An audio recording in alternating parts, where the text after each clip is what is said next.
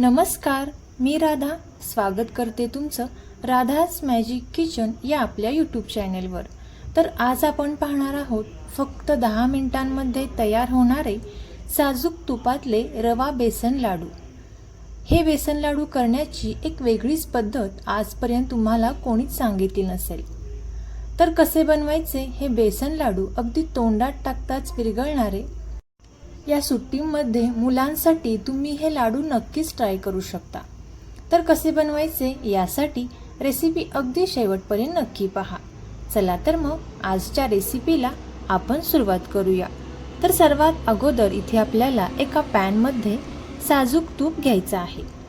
तुपाचा वापर इथे आपल्याला गरजेनुसार करायचा आहे। आता सुरुवातीला इथे मी 3 ते 4 चमचे तूप या पॅनमध्ये घेतलेला आहे। यामध्ये आपल्याला बारीक रवा अर्धा कप यामध्ये घालायचा आहे। इथे तुम्ही कोणतीही वाटी वापरू शकता। आता हा बारीक रवा इथे आपल्याला मंद आचेवरती छान असा भाजून घ्यायचा आहे।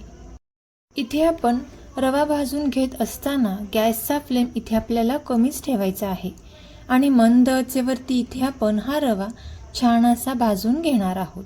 लक्षात ठेवा, रव्याचा हलकासा कलर चेंज होईपर्यंत इथे आपण हा रवा भाजून घ्यायचा आहे। रवा बेसन लाडू करण्यासाठी इथे आपल्याला बारीक रव्याचाच वापर करायचा आहे। जर तुमच्याकडे मोठा रवा असेल तर थोडासा तुम्ही मिक्सरला फिरवून घेतला तरी सुद्धा चालेल। तर पाहू शकता इथे रव्याचा हलकासा कलर चेंज झालेला आहे।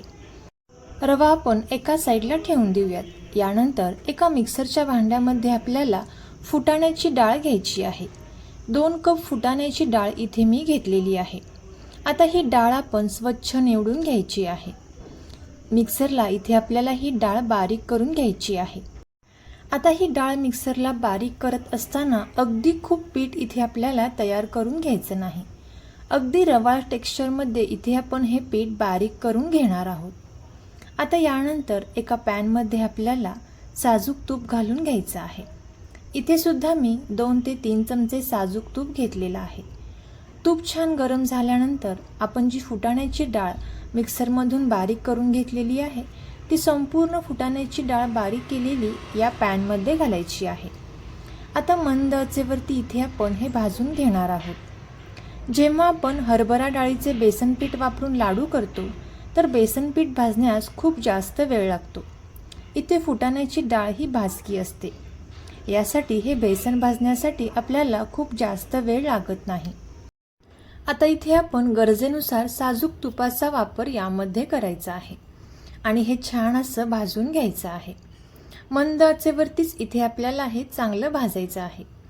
तोपर्यंत जर तुम्ही आपल्या चॅनलवरती नवीन आला असाल तर नक्कीच आपल्या चॅनलला सबस्क्राईब करा आणि सबस्क्राईबच्या पुढचे बेल आयकॉनचे बटन दाबा, जेणेकरून इथून पुढच्या छान छान रेसिपीज सर्वात अगोदर तुम्हाला पाहायला भेटतील। आता हे जसजसं आपण भाजत जाऊ तसतसं याचा कलर हलकासा चेंज होतो आणि यामध्ये या प्रकारच्या गाठी तयार होतात। आता या गाठी फोडण्यासाठी इथे आपल्याला एक ग्लासचा वापर करायचा आहे। ग्लासला इथे आपण थोडंसं तूप लावून घ्यायचं आहे आणि इथे आपण या पद्धतीने हे पीठ छान असं दाबून घ्यायचं आहे, जेणेकरून यामध्ये पिठाच्या गाठी झाल्या असतील तर छान अशा सुटल्या जातील आणि पीठ छान एकसारखं भाजलं जाईल। 5 मिनिटांपर्यंत इथे आपल्याला ही प्रोसेस करून घ्यायची आहे। आता 5 मिनिटांनंतर पुन्हा एकदा इथे आपण हे चमच्याने चांगले मिक्स करून घेणार आहोत। आता गॅसचा फ्लेम इथे आपल्याला बंद करून घ्यायचा आहे। पाहू शकता याचा कलर देखील हलकासा चेंज झालेला आहे। आता यामध्ये आपल्याला सर्वात शेवटी आपण जो रवा भाजून घेतलेला आहे तो संपूर्ण रवा आपल्याला यामध्ये घालायचा आहे आणि पुन्हा एकदा इथे आपण हे चांगलं मिक्स करून घेणार आहोत। रेसिपी तुम्ही इथपर्यंत पाहत आलाच आहात तर नक्कीच चॅनेलला सबस्क्राईब करा आणि रेसिपी आवडत असेल तर नक्कीच आपले मित्रमैत्रिणी आणि नातेवाईकांसोबत शेअर करा। आता थोडंसं हे मिश्रण कोमट झाल्यानंतर एका पसरट भांड्यामध्ये इथे आपल्याला काढून घ्यायचं आहे। खूप जास्त थंड हे मिश्रण आपल्याला करून घ्यायचं नाही। हाताला हलकेसे चटके बसतील इतपतच आपल्याला हे मिश्रण कोमट करून घ्यायचं आहे। आता यावरती आपण बारीक केलेली वेलची पावडर घालायची आहे आणि 1 कप पिठी साखर आपण यामध्ये घातलेली आहे।